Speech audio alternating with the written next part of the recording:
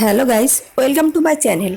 আজকে আমি এই 43 ডিগ্রি তাপমাত্রায় কিভাবে আমাদের জমির ধান কাটা হচ্ছে, সেই ধান বাড়িতে এনে সেদ্ধ করে তারপরে প্রচণ্ড রৌদ্রে শুকনো করা হচ্ছে। তারপরে সেই ধান নিয়ে কলে ভাঙানো হচ্ছে এবং চাল তৈরি করা হচ্ছে, সেটা আমি তোমাদের সাথে শেয়ার করব। সবাই দেখতে থাকো, চলো। বর্ষার সময় আমাদের জমিতে ভালো ধান হয় না, ওই জন্য আমরা চাষ করি না। আর গরমের সময় আমাদের বেশ ভালোই ধান হয়, ওই জন্য আমরা এবার 5 বিঘা জমি চাষ করেছি। সেই ধান এই উঠোনেই তোলা হবে। আমি তোমাদেরকে স্টেপ বাই স্টেপ দেখাচ্ছি। দেখো, এখন আমাদের উঠোন রেডি করা হচ্ছে। উঠোন রেডি বলতে এখানে গোবর জল দিয়ে ঝাঁটা টানা দেওয়া হচ্ছে। ঠিক আছে, এই উঠোনেই ধান এনে ফার্স্টে রাখা হবে।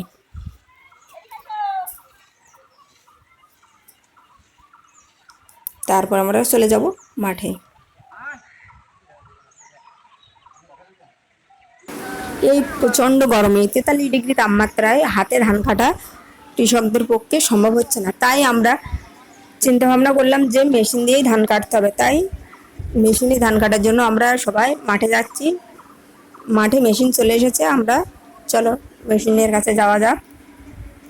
শঙ্কু রেডি হয়ে চলে এসেছে মেশিনে ধান কাটা দেখবে। শঙ্কু ফার্স্ট টাইম ধান কাটা দেখছে। শঙ্কুর বন্ধুরা দাঁড়িয়ে আছে,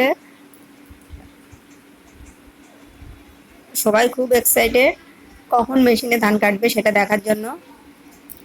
গরমে সবাই অসহ্য হয়ে যাচ্ছে, তবুও দাঁড়িয়ে আছে।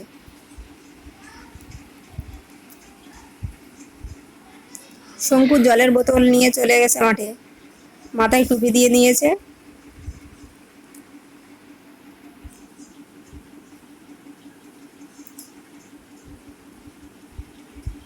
ওই যে আমাদের জমির ওই মাথায় দেখা যাচ্ছে মেশিনটা, ওখান থেকে এক্ষুনি চলে আসবে মেশিন।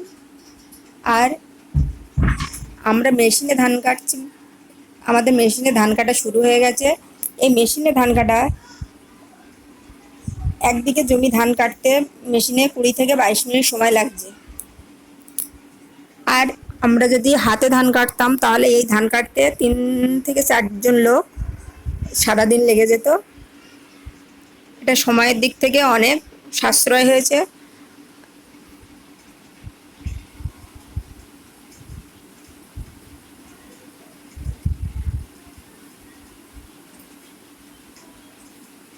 কিন্তু হাতে কাটলে আমাদের যে বিশালি হতো অনেক, সেই বিশালিগুলো আর হচ্ছে না, কারণ এই গাছগুলো তো সব কেটে মাটিতে পড়ে যাচ্ছে, শুধু ধানগুলোই নেওয়া হচ্ছে।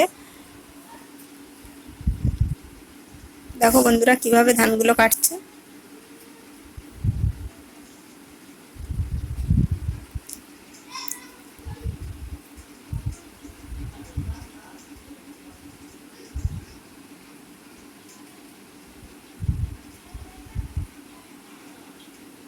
এই ট্যাঙ্কির মধ্যে 7 থেকে 8 বস্তা ধান ধরে। যখনই ট্যাঙ্কিটা ভর্তি হয়ে যাচ্ছে তখনই একটা বাঁশি পড়ছে, তারপরে মেশিন এসে আবার ধানটাকে ঢেলে দিয়ে চলে যাচ্ছে।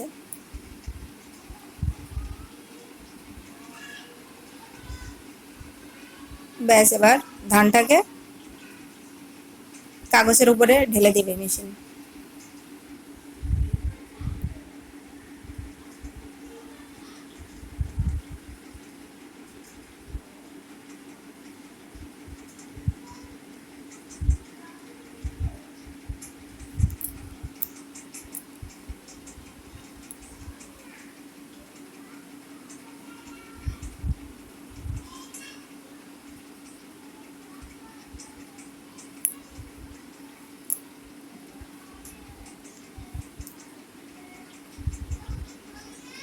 কিন্তু এই মেশিনে ধান কাটতে প্রতি মিনিটে 1 মিনিটে 75 টাকা করে নিচ্ছে।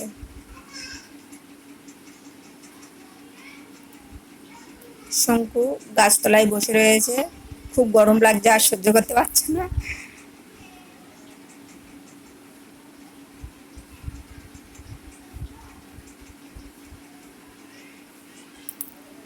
এরপর আমাদের জমির ধান কেটে বাড়ি নিয়ে আসা হয়ে গেছে। এবার সেই ধানে যে আমরা ধান বাড়িতে নিয়ে চলে এসেছি, এবার সেই ধান থেকে যে ভুসিগুলো থাকে সেই ভুসিগুলো সরিয়ে নেওয়ার জন্য, আলাদা করার জন্য কুলো দিয়ে সেটাকে উড়িয়ে নেওয়া হচ্ছে। খুব সুন্দরভাবে ধানটা পরিষ্কার হয়ে যাচ্ছে, তোমরা দেখে বুঝতে পারছো ভুসিগুলো সব আলাদা হয়ে যাচ্ছে। ভুসি বলতে এখানে যে যে ধানগুলো পুষ্ট হয়নি আর কি, সেগুলোকে বোঝানো হচ্ছে। কত সুন্দর ধান হয়েছে দেখো, পরিষ্কার। এই যে এগুলোকে ভুসি বলা হয়। এরপর আমরা চলে যাব ধান সেদ্ধ পর্বে। আমরা ধান সেদ্ধ করছি, উনুনে ধান সেদ্ধ করা হয়।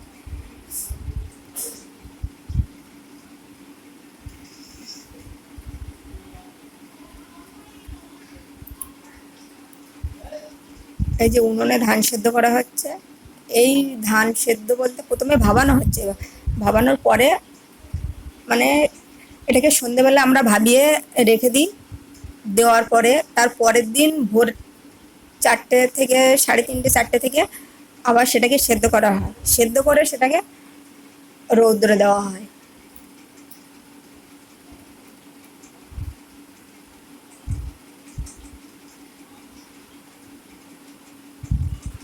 এই যে ধানটা ভাবানো হয়ে গেছে, ভাবিয়ে এই মেথলার মধ্যে ঢেলে রাখা হচ্ছে। সারা রাত এই মেথলার জলে ডুবানো থাকবে। তারপরের দিন সেদ্ধ করে আবার এই যে মাঠে উঠোনে রোদ্দুর দেওয়া হয়েছে। আর কিছু ধান এই সাইডে শুকনো হয়ে গেছে, সেগুলোকে ভরে নেওয়া হচ্ছে, কারণ কালকের এই ধানটা সারাদিন রৌদ্রে শুকনো করা হয়েছিল, আর আজকে হাফবেলা পর্যন্ত দেওয়ার পরে ধানটা শুকনো হয়ে গেছে, ওই জন্য তুলে নেওয়া হচ্ছে।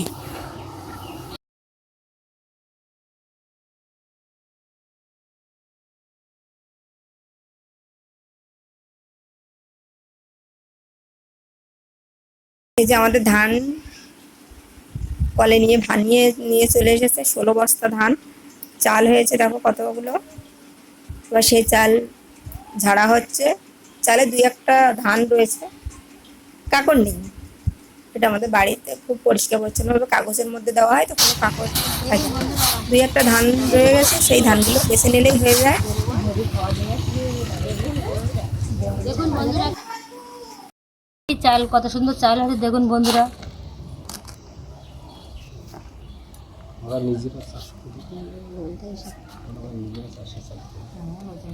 কেন করেছি করে এই সেদ্ধ করে নিজেরাই চাল করেছি। দেখুন বন্ধুরা কেমন চাল হয়েছে।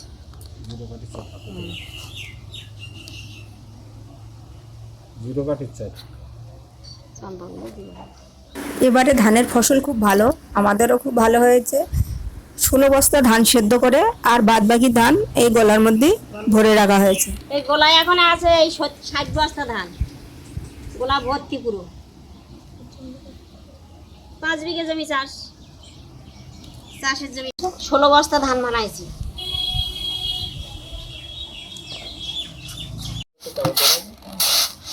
মাথা চুলটি ঠিক আছে। আর